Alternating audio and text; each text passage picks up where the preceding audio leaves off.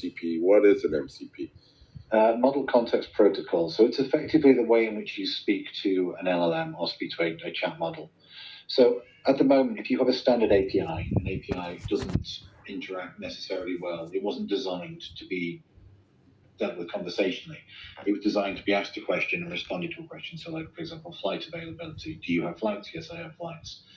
When you go into an agentic world, the conversational piece becomes a little bit more abstract and fluent. So somebody can be asking a question with a lot of intent. So Google has said already that the Google search as it exists for many years has disappeared. The idea of cheap flights London is not the way people search now. People stuff it with lots of intent. I would like to go to London. I would like to stay in a traditional hotel, bringing my dog or bringing my family. I like good food. I like going to see the sights. So they put something like that more into a search. Now that's got a lot of really good useful information. So that enables you to pull the intent out. If you fire that straight at an API isn't going to effectively be able to handle that because that's not what it was ever designed for. So the MCP at a simple level can be a wrap around an API, and it will work that way, but it doesn't function at its best.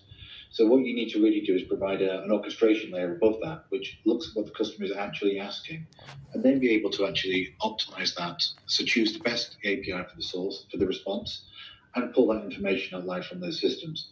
So it means there's a real connection between what the customer's intent, what the customer is asking, and how you make the inquiry. So that means that from a travel perspective, the MCP can also act as like a degree of orchestration. So you can pitch together different systems, you can build together different APIs, and the MCP makes the call effectively which API, which backend to call. At the moment, where it tends to sit is the MCP stops short of payments at the moment. So what tends to happen is that it then kicks out for a customer to go to a website to complete the sale. But what we're seeing in the sort of imminent future is in the next 3 to 4 months, we're going to be seeing payments coming out and that agentic piece going live, which is going to make it much more actionable. So at the moment, customers kind of seeing that this is an interesting experiment, but once the payment piece comes in, that's when this is really going to... We're going to get into that a bit with Matt later. And just before we do that, Matt, did you have anything to add? Like, to you, what is agentic? How would you describe agentic commerce, Matt? Do you have anything that you would add to what Stuart said? Yeah, I mean, yeah, sure. Obviously nailed it as he should in his world. Fundamentally, agentic is about intent and delegation of authority. You know, it's customer intent and how much authority do I delegate to this agent to represent me? In some cases, I suspect we'll see later on will be ethically as well. You know, it will be I want to achieve X, Y, and Z, but I don't like these brands. So discount X, Y, ABC. I think that's what's going to drive more and more interaction. And then on the flip side of that, and we'll get into more detail later, is you're going to have agents discussing with each other what the best option is. So an agent representing an individual and then an agent representing the merchant, airline, insert whatever brand. And we've seen, and I know people aren't necessarily talking about this openly at the moment, but there's been some experimentation where the initial agents have conversed and actually gone off the reservation and started horse trading, essentially, between them and not representing either party to the best of their ability. Wow. So, Mark, I think we're going to get into this with you later, but what Matt just said, like they're off the reservation or hallucinating, whatever you want to say, like how we're going to handle that from a fraud prevention perspective, I'll leave that to do you have any... I know we're going to delve into this later, but any thoughts there? Yeah, I think it's well said by Matt, and really I think the thing that companies are going to have to start thinking about is that the change in the user journey is really, to me, I think the kind of interesting part about agentic commerce and how that relates to fraud signals that traditionally have been relied upon. If someone is talking to an agent and suddenly the agent either is going through and like widely scraping a site in kind of an unreasonable manner, like that's providing signal that's now polluted against what has traditionally been used to inform fraud decisions. Or worse, the agent, can do a lot of research ahead of time, and then suddenly the user's going sort of straight through the journey to the product that they want or to the checkout, and they're bypassing other parts of the journey that have normally been good signifiers of a trusted kind of source. And so I think, to me, to touch into like what's happening on the front side anyway, I think it's really kind of fascinating to think about. It's upending the traditional signals in kind of identifying what's good and what's bad in terms of, you know, the commercial activity itself, and that's outside of it, you know, a little bit of hallucination and whatever is going on with the models themselves, but it's making us rethink the entire space. So I have a question, Stuart, then come back to you sort of more to lay the groundwork of what is agentic. But often when we have this is a hot topic. We only thought of this webinar a week ago, right? And we have like 350 people registered in a very short span time. Most of the top 50 airlines very quickly, right? So that shows a hot topic, or you know, I'm sure you're very busy, like in conversations with lots of travel companies, airlines, etc. Are they thinking about fraud now? I mean, usually when you're a commercial guy, right? Usually risk catches up later. Is that what we're going to see, or are people thinking about the risks now? I think people are very much thinking about the risks. Fraud obviously tends to be a very specific subset of the business, but yeah, I think the risk element is definitely there. So the conversations that we're having quite often, you know, the e-commerce and digital guys are a little bit more gung-ho and they want to move forward on things. But we are getting the conversations where other parts of the business in legal, compliance, and payments are asking those questions. At the moment, you can kind of experiment to some degree without that because the payments piece is not fully deployed. But when it deploys, it's going to become more of that factor. And what you're finding now is people are starting to take that a lot more seriously as it's becoming more imminent. We're seeing people wanting to transact into the flow, and then that does open up these questions relatively quickly because for a large corporate company, they don't want to take a ton of risk for a channel they don't understand. So I would say, yes, they are thinking it, but it's a little bit fractured, as you would imagine with most travel businesses. So what we're finding in our conversations is that we're quite frequently managing different conversations where we have a digital side might be a little bit more forward thinking, but then trying to provide the confidence that actually what we're going to do is something which is going to be, not cause issues. We can check those to perform how it should do. We have a very extensive testing certain rails that we're able to show that the system what it would do out in the wild. So we're able to bring that kind of approach in. But yeah, I think it's becoming more of a question, and it's something that has been pushed to the side a little bit. But what we're finding through our work with our partners, we work with PSPs, we work with some of the payment providers and card providers. What we're finding there is they have a very extensive set of solutions there, and I think once they start to roll out, then that will take a lot of the path forward. So you say you're having lots of conversations with airlines and travel companies. Where are they right now with agentic, right? And you helped me graciously whether we're going to do a survey of the airline industry of where they are in terms of e-commerce with agentic. But where are they? Like, how are there different stages? I assume like some airlines are further along. Like where how would you describe where the industry is? Yeah, I mean, very fragmented again in conversations. So we have some airlines that we speak to are very far ahead of this. I mean, I can think of a few when we've had conversations of actually at the point of effectively deployment where they're just waiting for payments to catch up, and they've done some very impressive work in that space. We've worked with some companies as well where we provided some of that support and some of that solutioning as well. But it tends to vary. I mean, I think where you tend to find some companies have gone down the route of trying this themselves because, as we say, an MCP at its lowest level can be a wrap around an API. So a lot of travel companies have gone down the route of trying this route themselves because the barrier to entry is relatively low, but the barrier to doing it well is significantly higher. So we've spoken to a lot who have kind of started this, realized it's maybe a bigger task than expected, and it's not quite the rapid thing. And then we're starting to have those conversations again. But there's a real mix. I mean, I don't think we've spoken to a single airline that said this isn't for us or it's not something we're looking at. A couple of them have had to maybe be a little bit more motivated to realize how quick this is coming, that it's not like a 2 or 3 year horizon. But I would say universally, everybody is on board that this is going to happen in some shape or form. I guess the real question at the moment is when we're talking to them, the question would be how much of the business is going to switch this route? Well, we can't tell you a specific number, but it's going to be significant enough that it's going to be interesting. And the danger at the moment, if you're not playing in these spaces, is the companies that are in there already are the OTAs. So it's worth being in the space because the risk of not being in the space is that something that could have been a direct sale potentially could go and switch over and go out to Booking.com, for example, who are already in the LLM space. But great variances, but I think the intention is all in the same way. It's just how far they are down that path. So Matt, several times today we've heard payment as the sticking point. So Stuart said that some companies within the next 3 to 4 months should be. But so can you tell us why is payment the sticking point, and what can we do about that? So as always with payments, it's am I going to spend the amount I agree or I'm prepared to spend, and who owns the liability or responsibility if that doesn't occur? So, and then fraud on top of that. So if you look at today, as any payment generally is optimized for a human present at the point of purchase. Even if it's remote, it's still, you're entering your details into a website. You're the one you have the intent, and then you're the one making the decision to execute and you have the authority to do that. Agents break that model because the intent is delegated earlier and decisions can be made continuously, and then the execution could happen at a later date.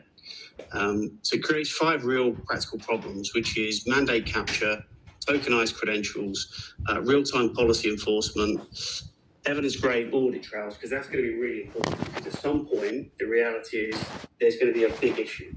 Right, and then it's going to be who did what and when, and where does the liability sit, and that obviously then leads into dispute and liability mapping at the back of that. So the merchant needs to know when dealing with an agent representing a consumer, in this case, look at a retail side, what is this agent allowed to buy, who is it allowed to buy it from, and how much is it allowed to spend, and what payment instrument is it going to use for that? Is it a card?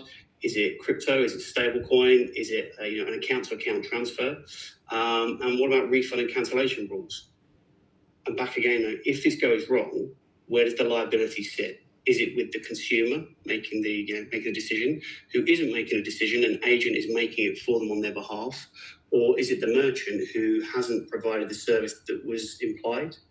So it gets really quite complex. And then if you add into things like inventory volatility, dynamic pricing, loyalty, fraud screening, which talks about potential cross-border order servicing, it gets really big really, really quickly. And it's a bit like for all of us, we've all been dabbling to a certain extent in our personal lives and in our work lives in AI. And it's about the quality of the prompt that you write in order to get a return. It's going to be the same with the agent representation. How does it represent you? And I think you'll find as time goes on, this is going to get more and more sophisticated, where it'll go from, I want to, using the examples we're talking about here, I want to book a holiday. I like to spend this much money. I want to go to this area. This is the sort of weather I'm looking like. Give me suggestions. It moves to a layer of sophistication where the agent says, Matt, you're over 6 foot. You don't want to sit in the back of a budget airline because you can't get comfortable. It's worth you paying a bit extra and going from this airline instead. And then actually, did you know you've got X amount of loyalty points with Bonvoy, for example? So we should really prioritize that because you could get a nicer hotel experience for a lower cost. So there's so many variations within this. And again, if the hotel, for example, doesn't stick up to their end of the bargain when I arrive, who's liable for that? I could talk about this all day, so I'm going to try not to hog the limelight. Well, but really, we need to move from payment authorization to decision authorization. What was that? Make a comment.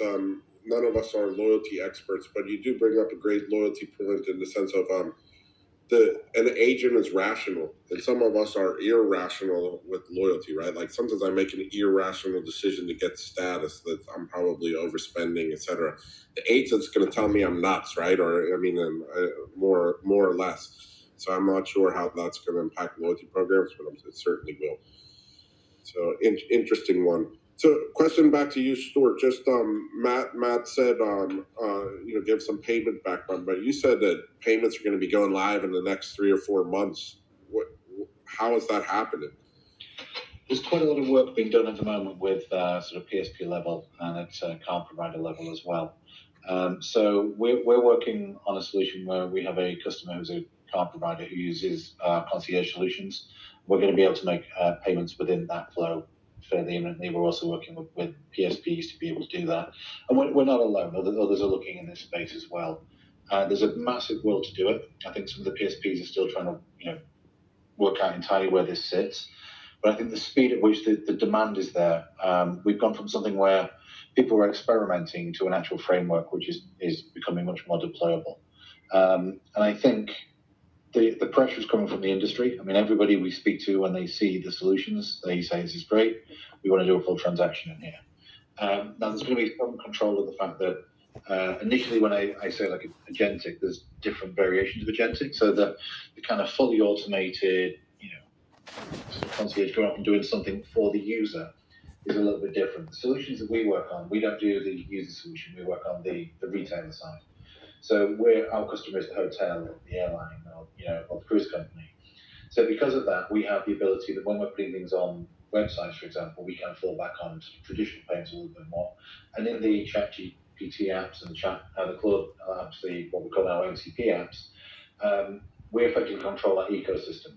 So it's getting to the point where there's kind of a lot of experimentation being done with this space, and it's generally on that kind of retailer side at the moment. When we start getting into the autonomous part, that's a little bit trickier, because then quite often that is a user not present scenario, whereas quite often the retailer's one, the user can be present, so it's a little bit different. But yeah, the need is there, and we've had airlines that have come to us and said, we're ready to go on this. And the reason for it is a lot of the fulfillment that they do. When we say we can stitch together systems at the back end and we can offer multiple products, multiple systems, the problem at the moment is they don't always have a way to take a payment across those multiple systems. So having payments in that flow is important. And it's not just the travel sector, the retail and e-commerce and those sectors are probably going to lead the way on this as well. So it's helpful that the innovation isn't just coming from travel, it's coming from all e-commerce as well. So I'm going to go back to Matt, because even, let's say the payments are enabled within 3 or 4 months, it may be that many of us still don't trust an agent to spend our money, right? So how can we address that, Matt? Like, I did see something about Amex come up with an insurance, agentic insurance, maybe to encourage people to use an Amex card in agentic commerce. But is that a solution? Yeah, so they launched that last month, and it's really so it's shortened down to ACE. So it's the Agentic Commerce Experiences Developer Kit, fundamentally, and it's an important thing. But again, they operate on a closed loop system, right? So they are the issuer, the network, and the acquirer. So it's slightly different to others. But the piece that they're surreptitiously missed out is there'll be an eligibility criteria around this, and I suspect it'll be high care customers, that kind of thing. So it's not necessarily going to be a general purpose, ubiquitous agentic insurance. But then you see, so Visa and MasterCard, Visa have intelligent commerce, MasterCard have agent pay, and they're all fundamentally focused on being secure, trusted, tokenized agent transactions. I think the thing that I think all of us here have various experience across the board of probably a similar vintage. And I use that term specifically because we've got scars of money going missing, cash, credit card fraud, whatever it is. But our kids, Gen was what we on. I think it's Gen Alpha now. Yeah, Gen Alpha. They trust this. It's not necessarily a brand. It's like they use their phone, their device. It's communication. It's social. It's whatever. If they can achieve whatever their intent journey is, whether it's buying music, talking to their friends, booking a holiday, if it just works, they're prepared to share their data. They don't think about consequence past that point.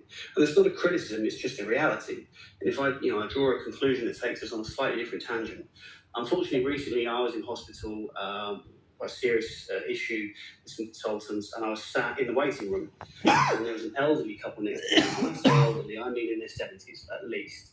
And they were having an argument, and the husband was arguing with his wife, saying, "You need to tell the consultant everything."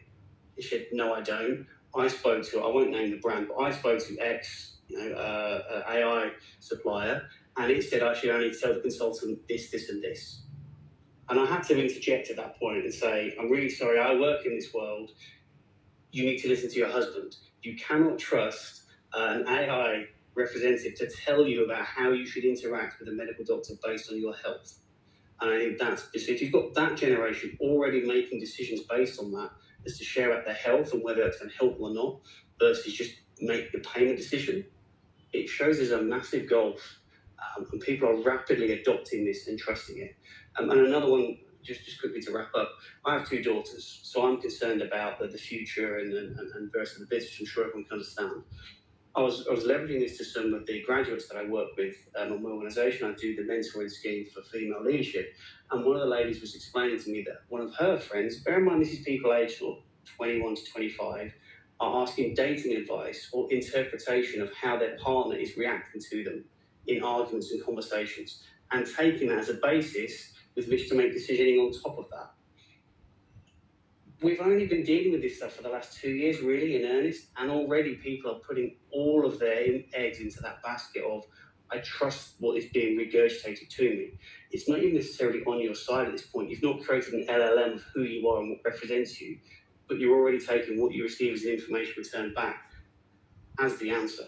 So I'll leave that out there for others to debate over, but this is coming to the point that the steward is making. This is coming sooner rather than later. It's going to be about putting guardrails around it, protecting the merchant and the consumer, and just ensuring that as long as we all get what we want out of the intent, great. It's when things start acting nefariously in a way we're not expecting, and someone wakes up and finds their bank account's been emptied, or Virgin has paid a fuel supplier 10 times what they're supposed to because an agent made a decision for them without a human interaction.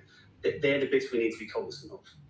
I mean, we've already seen some of that play out. I don't know if you guys remember there was an airline here in North America that got into some trouble because they had a chat agent and someone prompt engineered it to getting an absurd discount or something on a flight, and then the airline tried to say, no, that was a mistake. Like, yeah, I had hallucinated. We would never discount a flight 90% or whatever the case was. They went to the courts and they had to pay that out to the customer because that agent represented the business. And I think just to your point, Matt, like the kind of unforeseen consequences that end up coming out of just kind of blindly trusting the way agents are going to work and that they kind of adhere to the guardrails is dangerous. No, I think you bring up a good point, Mark, and I want to delve into because Matt did talk about draining your bank account, which is your area. But you before we get there, you brought up a good point about policy abuse, right?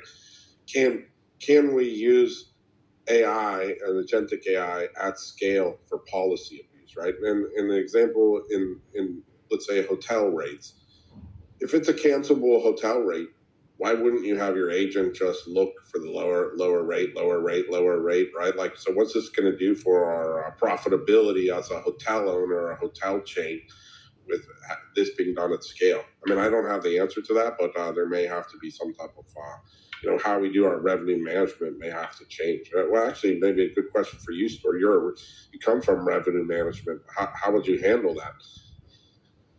Well, I mean, policy abuse is one of the interesting ones. And I think, like Mark was saying about some of the stuff that's come out recently has often been because it hasn't really been fully thought through. So when we do this with customers, we have a lot of guardrails.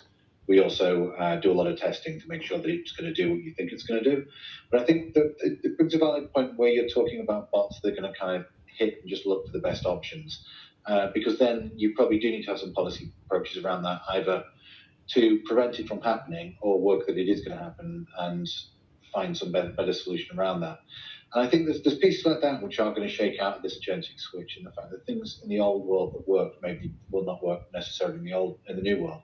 But you're still going to be able to put lots of the checks and balances around it. If somebody's just hitting your API constantly, there are ways of managing that. There's a difference between an agent supporting yourself. So like I say, we're on the retail side. But if you had somebody that's just got like open core, just hammering an API, well, there's ways in which you can prevent that from happening. There's ways in which you can manage it. But the reality is, as long as they're playing within the terms and conditions and they're actually doing that, and they've got a refundable fare, the reality is there's not a huge amount you can do on that space. So it's about looking at this holistically. And I think this way it goes back to the case that Mark was saying about the airline with the challenge before. That was kind of probably the rush to get something up and running, that we have an AI agent. But the reality is you've got to put a ton of guardrails around it. You've got to be able to put a lot of testing. You've got to make sure you know what's happening with it. And this is why I say sometimes the fact that the barrier to entry appears to be quite low is somewhat dangerous, because some companies have rushed into this without probably the full compliance that they would have done on other systems. So what we're finding now is when we're doing this with companies, we're actually making sure that they're doing this piece. It's not just get like AI out for the sake of it. make sure it's fitting your restrictions. I mean, the level of complexity of things we are and aren't allowed to do within American Airlines, for example, it's very tightly orchestrated and very regularly tested. We don't just hand it to the keys to ChatGPT and say go nuts, but there are a lot of companies out there that have effectively wrapped an LLM and just let it do whatever and have not thought of these scenarios. So I guess the reality is things will need to change in the way that it works, but also there is kind of a bit of there needs to be a scope on the actual provider to work out that it's doing what you think it should do and not just rush into AI for the sake of it, which has definitely happened. And definitely. Matt brought up a good point earlier, which is ethics. I didn't even really thought about that. And so in terms of policy abuse, in the loyalty world, one of the most common abuses is loyalty programs will offer a prize for your birthday, right? So there's a global coffee shop, and people were joining 365 times with 365 emails, like Chris 1 at Hotmail, Chris 2 at Hotmail, 365 times, and getting a free coffee every day for their birthday prize, right? Who's to stop an agent from doing that for me easily, right? They could do that, in a span of moments. What's the ethical guardrails on an agent from doing that? Do you know, Stuart? I don't. Well, I think that the reality, you're talking about an agent there that's working on behalf of the user. Now, yes. If a third-party company was providing that, yes, there's probably some ethics around that. But if somebody's kind of homebrewing this and coding it themselves, there's not a huge amount you can do about that. So the reality is that's going to come through regardless. Where you need to have is the checks and balances to prevent that from happening. I mean, this happens at scale. If you look at like Trip, and I think Trip and eDreams were having some challenge that Trip was finding a way of setting up accounts, getting some discount, and then refunding it and arbitraging the difference. Smart thing to do. eDreams not happy about it. Technically, it was, there's no reason why it should be stopped. So I think it just comes down to smarter planning. If a company set up a product to do that and sold it commercially, yes, there's a severe ethical right to that. But then there's nothing to stop a guy doing this at home himself. And that's probably where this kind of abuse is going to come from. And this is a lot of the skill set that he's probably, I'm not saying fraud, but kind of on that kind of industrialized abuse. And there's ways in which you can manage by that, saying, how much level of abuse you want to do. I think your standard fraud checks tend to come into that a little bit more in terms of how much policy abuse will you allow, what's economically worth allowing. Where it becomes harder, as I think we've said today, is that often the AI approach loses a lot of the key indicators that you would have got through a normal transaction process. You suddenly get a transaction that comes through and you've seen none of the behavioral piece come in. So that's where there's a bit of a gap at the moment, that the potential to do it is definitely there. The tools to fight it are probably not there in the fraud sense. Maybe they are more from an infrastructure and bot prevention kind of approach. But in terms of that kind of fraud level, friendly fraud, that's a bit tricky to do. So that's a good segue into Mark, where he said intention and the signals aren't there. So how are we when it's in the future when we have agentic commerce and it's good intent versus bad intent, good bot, bad bot? How are we going to manage this, Mark? Yeah, ultimately it's a great question, and I feel like I get to sort of be the Debbie Downer part of the webinar panel, because the reality of, I think, agentic commerce when it comes to cybersecurity is like Stuart said, that's going to sort of be the lagging indicator, right? So if you think about the space in general, like, it's not that we haven't been fighting automation and bots for a long time now, but like the shades of gray that agentic continues to introduce makes that battle harder and harder. So it's no longer a question of just, do I want automation or not to come in and through the point of purchase and complete a transaction. It's which versions of that do I want to allow? And that becomes a lot harder to do. So, things that I think we have to think about ultimately in that space is, how do you put guardrails and how do you put gates up for the types of agents and the signatures that they provide to kind of come in through that transaction, right? But once you move that away, you start moving into the same things that Matt was talking about, which is, all right, well, if I want, this particular AI to make purchase decisions and have that kind of authority for my consumers, now, like, my ability to stop that fraud also sort of has to shift out, I think, to that device, right? Like if I'm allowing that level of automation and that automation is now being abused at scale by, bad botters, who owns that kind of liability that comes there? I think to me, that's a really interesting problem. When we look at kind of the cyber security bot mitigation space, and we're really good at stopping unwanted automation from hitting a checkout endpoint, that's all well and good. But now if I allow a certain agent, I am explicitly saying, I want this type of automation to come into the checkout endpoint. And so that's that's an area that someone could abuse. And, by the way, all of us are using AI tools to improve speed of our business. The bad guys are doing the exact same thing. It's its own economy, right, of how they operate out there. And so they're using it to kind of speed through, when a credential leak or something goes out on the internet, now they can use Gemini or ChatGPT or something to kind of help them spin through and figure out which of those creds are good. And now if I know that this agent can also be used to try and do purchases, I can say, oh yeah, here's my wallet of 3,000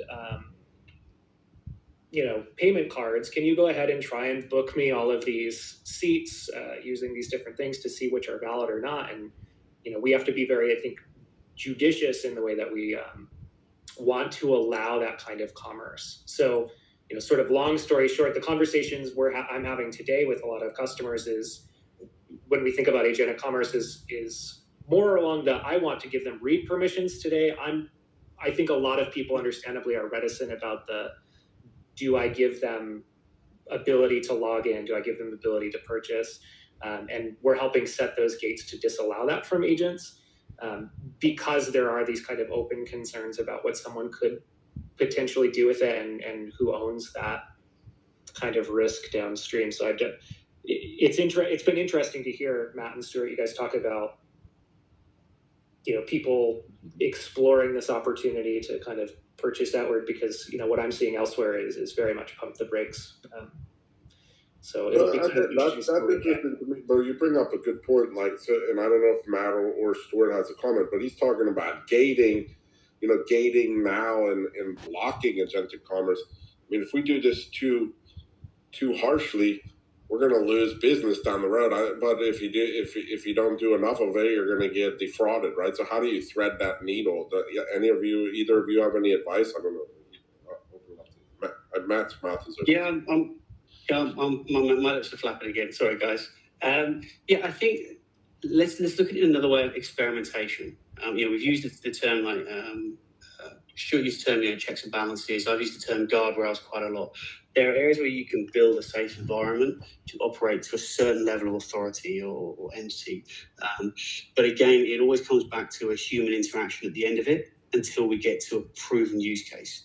But I think the other side of this as well, and this is across all industries, it has always existed with technology. It's never a one and done. There is a cultural shift in how we operate as businesses and individuals. If you do I've spent all this money, I've implemented this thing, and now I should just leave it. It's not going to work that way, because we just talked about, fraudsters, bad actors, they move quickly. So the agents and agent representations will evolve.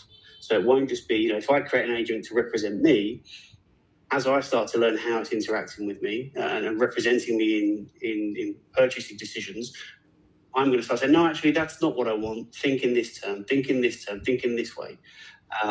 Let's use the example of Christmas, right? Christmas shopping drives my wife crazy. I just send her, links to things. She's like, you don't write a list anymore. It's not like it was when we were younger and it was cute.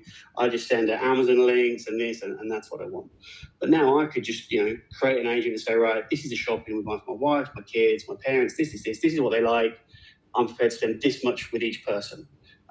If you can find it within those parameters, buy it. You don't need to double check with me. If it's above that, but it's a better, you think it might be a better gift, ping back to me. Now we're saying, and that sounds like a long sequencing, but this is seconds in reality. I could be doing this while walking to work, talking to my GPT representation through my AirPods, and it pings back, I found all of these things. Total is this much. Are you happy? Yeah, great, go for it. And it'll be delivered in these 3 or 4 days. So, and Stuart, we've just focused on payment and fraud as two of the biggest sticking points for the implementation, like end-to-end agentic transactions. What are some of the other hurdles that you're seeing within a company beyond payments and fraud? I think one of the key ones is it's kind of a blessing and a curse. One of the good things about agentic is that it actually frees you up from a lot of the silos that exist in existing businesses. So when we demonstrate this to various companies, quite often where they get excited is they realize that it frees them from a lot of the restrictions they've had from multiple systems not speaking to each other, not being able to display in the way they want, or having to be locked into when a vendor wants to display something, it takes 3 years to make a change. So we often find that frequently that the excitement is that they want to do lots of different things. And to some degree, we have to kind of talk them back a little bit, because the reality is we're never really the blocker in this. If they can imagine it, we can facilitate it. The question is do you have APIs that will now allow to fulfill that? Because the reality is we're not letting the LLM go nuts and just hallucinate and make its own conversation. When you're working within an app or you're working within a company's own website, it's a very tightly controlled ecosystem of the LLM. So as they come to us with these ideas, quite frequently it's, yes, we can do it, but you need to be able to provide the APIs, or we need to have connectivity, which we can do from a technical perspective, but business-wise, that's sometimes a challenge.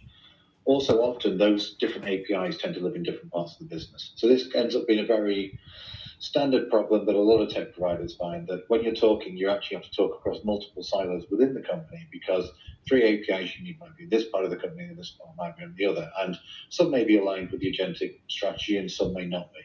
So there's that kind of element of trying to get an holistic view of what that is. And also what AI means, because if you speak to 5 people from the same company, the chances are, unless they've had a really strong deployment on this, they're going to come up with different views. Quite often people go down the way which we've talked a lot today, which is the idea of a autonomous agent working on behalf of the customer.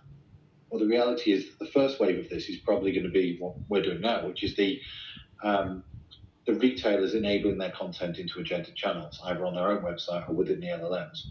The ability to kind of hammer it and abuse it in the way we've been talking is a little bit more restricted in that side. So I would say that's one angle, that getting people on the same page is sometimes challenging in terms of what the strategy should be. But even about what we're talking about, because we'll often have conversations where somebody will say, I don't want it booking flights at 3 a.m. on my credit card, but that is not the specific stream of it that we're talking about. Also, it's the understanding about how you're going to deploy it, because if you're going to deploy that into channels and allow that kind of abuse, the argument of your APIs hit, or you need to open up MCP to be able to do that with a third-party agent. One of the ways around that at the moment is you can actually constrain that a little bit by having that within the LLM channels, within your own chat GPT app, or having on your website. So the reality is there's lots of ways in which you can do this in a safe way, which doesn't necessarily hit all the scary ways we've talked about. The scary ways definitely exist, but that's not the way you can do it. And where we are in the world at the moment is a lot of the providers, unless these bots are created scrapers to go and actually scrape content off a website, you can lock it down by what you want to do in your API, in your own MCP, in your own connectivity. So I think a lot of the challenge is getting a coherent view of what AI is, because it could be many, many different things, what you want to do with it, how you're going to deploy that across all your APIs. The actual deployment of the ideas is usually pretty easy to find. It's more the action when it starts getting to that next. So I have another question for you, based on silos and changing the nature of the job, as you said. So when I met you, you worked in a fraud prevention provider that was very machine learning, AI heavy, and it eliminated a lot of manual review. Really changed the nature of the fraud team's job, right? And that's scary.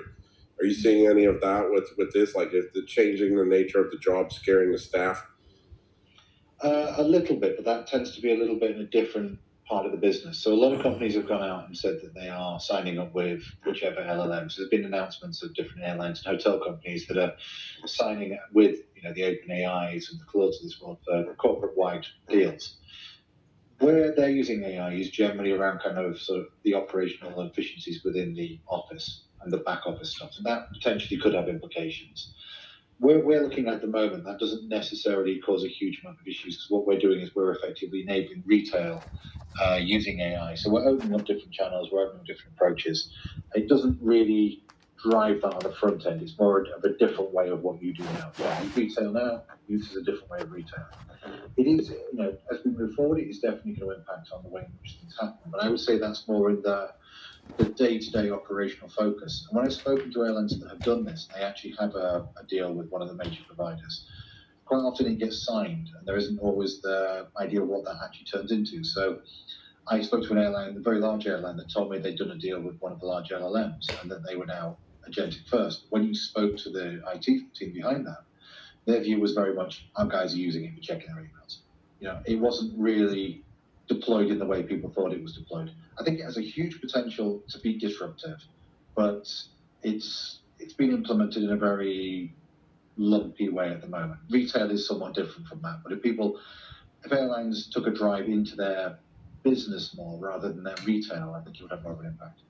So I'm going to come back to you, Stuart, because you mentioned retail, and there's a question from the audience. Keep them coming related to retail. But I have a question for Matt, just because I neglected to ask this earlier. Stuart mentioned OpenAI, Claude, in payments as one of the sticking points. Who's going to be merchant of record? How's that going to work? Do you know, or is it going to be a hybrid model? I think, again, we're coming back to, and I use this a lot, so, I think both Mark and Stuart talk about this. We're talking about very complex, and I think we're kind of geeks on this call, if we're really honest, right? So we get excited, we're technologists, we love all this cool new stuff. The challenge with that is you can get carried away with it, right? And everyone gets super excited, and we always need to return back to foundational principles. What are we doing? Why are we doing it? Is it safe? And the merchant of record is a great example. It should sit where it sits currently. Now, that may change in the future as things evolve, but the merchant of record should sit with the merchant, fundamentally. Back to liability, again, if you start, the whole purpose of this in reality is removing friction. I know that's a classic corporate thing, remove the friction points, not add more friction points, more points of debate. We're trying to make things more simple, easier, and in this current age of there's so much data available, we need to make it as easily consumable as possible to make decisions off the back of that. So whether it's liability, whether it's an agreement to move forward. I mean, we talked about, I've represented the consumer a lot on this side, and the others, the airlines and fraud. But let's think about loyalty and managing. Let's say an airplane is cancelled, flight's cancelled. You could be using this to a reputation agent to prioritize booking families into a hotel over others, loyalty management, that kind of thing. That suddenly makes a lot of sense. And that's not about merchant of record. That's just about understanding who you're representing, who your customers are, and giving them the best experience in the worst time. And that's worth way more than saying we're AI native. Right? That's about brand loyalty and maintain that. Because as we move to this agentic world, brand loyalty could genuinely go out the window quite easily, quite quickly. Which I don't think people are really thinking about yet. I'm happy to be proven wrong, but I don't think they're thinking in those terms currently. So I agree with that, and definitely want to delve into agentic with loyalty, which we will be doing in our conference in Dublin and at the mega event in 2 weeks, and I'd like to do a webinar on that topic. But related to loyalty is also some are online retailing. And Stuart, someone said, will MCP make NDC great or go away? So does this replace NDC? But I think it could potentially patch some of the holes in NDC, what I would say. Where we see the difference, when we connect, we can connect into NDC, we connect into shopping engines, we can connect wherever we work. So there is always a place for it. I think where the benefit of this is going to come is that it frees you from a lot of the restrictions.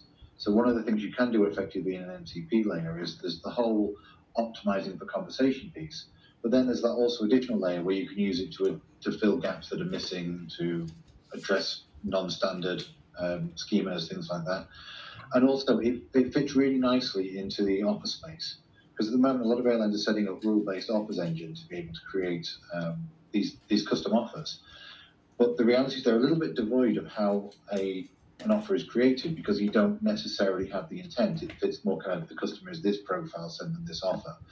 Whereas we can actually build that intent from our findings, and that's what you could do when you start going to this round. So I would say what it does, it makes that whole offer space and NDC space more actionable, and any gaps that are there that can be resolved. But also we can orchestrate things where there are gaps.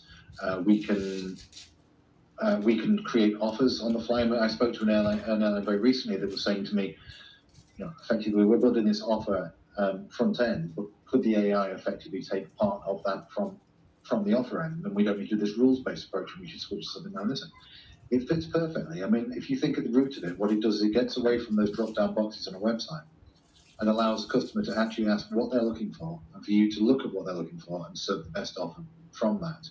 So it's got a huge potential. And I think that the parallels often with AI and NDC tend to get drawn, where you hear people say, oh, but NDC took 15, 20 years to go live. And the reality is it's not apples to apples.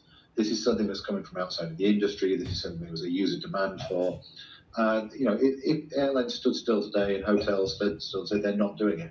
Retail's going to move. All the other channels are going to move. There's going to be a demand from your customers that I can speak to my food provider, clothes provider, whatever, and I can do this now.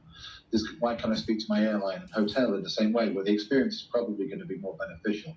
So it's NDC often tends to be that kind of shorthand for something that was kind of slow and not implemented well, and it gets thrown at AI quite a lot. AI will sit over NDC. It doesn't need NDC, but it will benefit from NDC. But I think the parallels in terms of rollout are vastly different. So I'm going to direct the next question to Matt, because I think you're the most neutral to answer this one. It's a build versus buy one, because I think your company kind of sits in that, threads that needle, building versus buying, from what I know of it. So what are your recommendations for airlines when building an MCP? Partnering with a provider or developing it for yourself? So build versus buy here. Okay, so it's never as binary, right, as that. It's going to be, what is it you're looking to achieve? So it comes back to the thing I said earlier about foundational principles. Forget the AI, the coolness. Someone else is doing this. We need to keep up. Fear of missing out. What is it you're trying to achieve? And then from there we can figure out. Because in truth, in the current climate, there's just too much tech fundamentally floating about. So you need to come back to what is it we, as an organisation, we represent, we want to achieve. How do we map to that? And frankly, it's likely to be a hybridized model of acquire or procure certain components that this is what they do, so you should leverage that and then build value-added ancillary services around that. And they're the real things, and build use cases to that. And I think also, don't be afraid to experiment. And if you experiment in the right way, with back to guardrails, checks and balances, this theme keeps coming up, which is so pertinent, then you can fail fast. Now, I know that's very much a fintechy phrase, and corporates don't really like it. It's like, we've been around forever, we've got legacy systems, blah, blah. Fail fast means you don't blow as much money as you would have done. Let's be honest, throughout all industries, how many mega deals have you seen that were billions and billions of dollars or pounds, whatever you want to say, and they don't really go anywhere? Phase one is, these two logos have come together and we're going to achieve great things. And then there's a bit of fanfare, and then the use cases kind of peter out, and then you just never hear anything about it again. And it's hundreds of millions of dollars wasted on nothing. So the opportunity is there to experiment, play, but allocate. What's the best procurement to buy something, and then what's the best bit to build, and where do you sit within that? So I asked you from a neutral standpoint, because I think you're the more neutral, but obviously I'm generally for buying in general from the airline industry, just because I think they're good at carrying passengers from point A to point B, but maintaining technology over the long term tends to be a challenge, right? Especially like fraud prevention, Mark. Like I would be 100%, for the buying versus building. I'm sure you selfishly probably agree with me, but I think that's probably the way. I do, actually, and I wonder a little bit of like, this is not the perfect analogy, but I wouldn't want companies to roll their own, authentication these days anymore either, right? Because you can't trust it to be fully implemented. So I think, to me, I wonder if like having sort of a set of standards at some point, and kind of some bespoke agencies out there that are going to really kind of know that space deeply will be the future that we see. But it's a little bit of the Wild West right now. So I think Matt's recommendation of maybe a little column A, a little bit of column B makes a lot of sense. So there's a payment question, but I'm going to actually direct it to Stuart first. From a PSP and a gateway perspective, what is the big change to consider? These will still be card-based transactions. Agents can integrate with existing APIs. Is that a correct statement? Depends where it's deployed, I think, is going to be the challenge. Because if you're doing this on a on your own website, for example, you're effectively doing a agentic augmented version of what's already there to some degree. So if somebody's on the website, you have that ability to control the gates and that on your own website and your own app. Once you get into the ChatGPT and doing it in another agent perspective, then it becomes a little bit more, still to be finalized, but the idea is that there are effectively rails that will enable, there are workarounds now that can already effectively do this by using tokens and pushing people out by the token side of things. But what I would say is that the PSPs have solutions for this kind of approach, which they've been working with. And I would say that the question mark tends to come in about a lot of the kind of the fraud and the kind of piece that is still a little bit to be defined, because obviously in agentic you don't get the same signals that you do elsewhere. So that piece is the piece that's still there. I mean, I think in terms of facilitating the payment, I don't think that's so much of a challenge. And there's ways around that. It's more the big change is fraud rather than payment. I think if you are willing to push this through and not worry about fraud or risk and just say, I just want it to technically work, not a problem. It could be done relatively easily and quickly and probably just turned on. The question is, how do you do it in a safe environment? And this is why when we're working with our providers, we have customers who, like say, our card providers, who are working extensively in this area on giving that kind of trust element. You know, there are transactions that have been made already with very limited fraud screening, very limited push on that, but it pushes the risk over to the merchant, because effectively the merchant has to take a transaction without effective fraud screening, which is a little bit, we're getting into the Wild West territory again. But the idea is that when this stuff goes live, that won't be the case. There will be checks and balances in place, and that will make the difference. So I think that's really where the kind of the next caution and the next careful next step is, that this is being done in a way that is going to be something that can be replicated and trustworthy. Do you agree, Matt, that from a PSP perspective, gateway, it's pretty much the same? Yes, I do. I think, again, it's going to come back to, how do you get the consumer to spend money with you? Right? That's really the reality, right? How do we get into the basket and not get to abandonment, etc.? And what payment offerings are you going to come up with? And digital wallet is obviously growing massively and is ubiquitous depending on where you are in the world. So as a merchant receiving a payment for a service, you need to be where your customers are. And you need to understand your demographic and what they're happy paying with. And let's be frank, we've not really talked about orchestration, but orchestration sits on both sides. So as a consumer, we talk about loyalty points, then with a credit card, whatever it is, Avios, you could decide, I'm going to pay via this channel this time because that's what's best for me as the person. And that might be an account-to-account transfer, because you could still send money. It might be a credit card purchase because of the protections around, if I make this purchase, I'm protected by card security, chargeback mechanisms, that kind of thing. Or is it going to be actually a buy now, pay later method where there's a representation in there? And then you get into the scheme of, well, actually, if you're doing buy now, pay later, could the airline offer better opportunity to say, actually, you can upgrade. You might go premium economy to business because you could spread this payment over 12 months. The airline gets the money immediately, but the consumer gets a better experience. So what you're talking about, Matt, I think it ties very well with the loyalty that you talked about earlier, right? Like sometimes we're loyal to our payment method irrationally, and maybe an agent will be more rational than we are with payment methods as well. So, yep. But we're coming towards the end of the hour. So you mentioned Christmas earlier, Matt. So I wanted to ask you all, like, sort of to judge where we may be in 3 or 4 years from now. I'll ask this to each panelist. Where do you mentioned your Christmas shopping. Where do you, in 2030, what percentage of Christmas sales do you think will be agentic? I'm going to sound like a consultant now, so I apologize in advance. I do moonlight as a consultant from time to time. I think we separate this into agent assisted and fully autonomous. I think there's going to be a differentiation there. But if I aggregate it, I think you're probably talking, I mean, some people are saying sort of 30+%. I think somewhere between 30 and 50%. I think the split will be more generational divide, out who's paying and how they're paying, and that's going to be the real demarcation. So the older people like us will be agent assisted, and then some of the younger is skewing towards fully autonomous. Yeah, exactly. And I think that's where the airlines and anyone within the travel industry needs to look at. If your customers are behaving in that way, you need to be meeting them where they are. Otherwise, it's kind of irrelevant what you're doing. And you, Stuart, where do you think we'll be in 2030 for the Christmas sales percentage of agentic?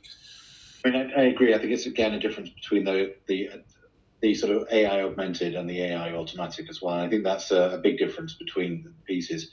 I think in terms of the AI augmented, it could be potentially quite high because I think once payments come in, I think you're going to see a shift on that over onto that side. There's a ready-made market for it, and I think it's about meeting people where they want to be. So a lot of travel planning is already taking place in the likes of ChatGPT, so it would make sense that rather than handing them out somewhere else to actually do that transformation there. I would say it's difficult to put a number on it, and this is one of the challenges we often have because it's very difficult to make a business case for something that's going to be a few years down the line. But I think you're going to see a significant change. You're going to see a change in the way in which people work, and I would imagine that once you start to see the first AI augmented flows, that's going to become very commonplace. We're starting to find now in conversations with everybody that they want a free text chat box above their standard booking tool. And I think that's going to become very, very common. The fully autonomous piece, that remains to be seen because, again, at the moment, a lot of the people doing that are either hacking together their own solution, but is there going to become an app that's going to become your kind of hosted agentic,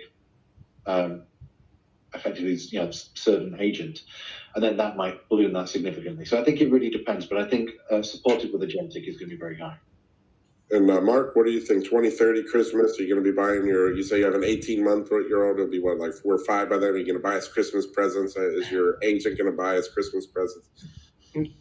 No, and again, I'll take sort of the weird doomer take here, I guess, or something. I think it's going to be, I think agentic research and helping understand like options that are out there, that's going to become more and more prevalent. I think the actual transaction point, I'm going to take the pessimistic view and say, I don't know, sub 10% or something like that. And I think that just, maybe I'm a little too paranoid of, I want to be the person making the transaction. I don't want I think that's a pretty common sentiment out there right now. And there is also, there's sort of a lot of pushback against AI usage across the board. And so I think we're going to see a lot of this conflict where people still will want to own their own transactions.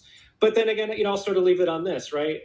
Blockbuster at one point was offered the chance to buy Netflix and said no, and they looked like a fool this many years down the road. And maybe I'm the Blockbuster in this scenario and thinking, maybe not. I think from what listening to Matt and Stuart, I think it's reasonable to think that maybe you'll get a recommendation from an LLM and some type of email or text or something, and you confirm the purchase rather than it being fully autonomous. I could see that being higher than 10%, but fully autonomous, you're probably correct, is my guess. But with that, we're coming towards the end of the hour. Going to give our final thoughts. I'll let you, since you were talking, Mark, any key takeaway from today? Yeah, I think, from the security point of view, I think it's important to just start thinking about not just, am I going into agentic commerce, but it's going to be what level of action do I want these agents to be able to do, and how do you start setting up guardrails for it? So that's the takeaway I would give everyone here today, is start thinking about, to what degree and what they should be doing on your site and getting plans in place for that, because it's coming. I think always include risk and cyber in whatever commercial decisions you're making, and you can't go wrong. So, Stuart, final takeaway from today? I mean, I think one of the key things is, as this conversation shown quite a lot, is there is a significant difference between fully autonomous bot working on your behalf and agentic retail, which is kind of agentic optimized retail. And I think this is where sometimes the water gets colored a little bit and people don't put the divide between the two. And I think the reality is agentic is coming. It's coming at some scale. It just depends what that number is. And I'm not going to promise it's going to be huge or what it's going to be, but that it is coming, and it is something that's going to take place over the coming years and roll out as the first way of doing this. I think companies need to start looking at this now. And I think not be scared by the fact of this idea of, 1 million autonomous bots hitting your website, because there are ways in which you can manage that. Create your own retail strategy and how you want to retail and what you want to do, your objectives, and then manage it from there. I wouldn't worry so much about the autonomous piece yet. That's a secondary thing, and for the time being, you can control that if that's something you want to do. Excellent. So, and Matt, a final thought. So I echo the sentiments of everyone because this is, we're in a new area. We're in a new era. Things change and they're moving quickly. I would say this, right? This is a tool within organizations. There are many tools that you deploy and use. You need to focus back, as I mentioned earlier, on foundational principles. Who is your customer? Where are they? And how do you serve them best? And then apply the right technology implementation or tool to enable that to happen. Because the reality is you need to make money, you need to service customers, and you need to remain relevant.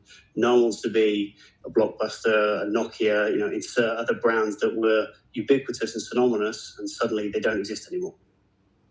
So with that, thanks to the panel. And I will say the fraud angle that Mark covered today, we're going to be doing a deep dive on the 28th with Mark's company, Casada. So join us on May 28th for the fraud webinar, a deep dive, and then our events here in Dublin. Hope to see you all there. I know Mark is registered and hope to get you, Matt, and Stuart along to the, we have a loyalty and ancillary conference and the payments conference, fraud conference, all digging into agentic and trends in those areas, but also especially agentic. So join us in Dublin. You can use those QR codes in 19th and 20th of May in Dublin. I'm going to send out a survey to the airlines on here today about where you are with agentic. So please take that. It takes about 2 minutes. Thank you, Stuart, for helping with that survey. And with that, thank the panel, thank the audience, and hope to see you all in Dublin and on the webinar with Casada on May 28th. So thanks, guys. Great panel. Thank you very much. Thank you. All right, cheers, guys.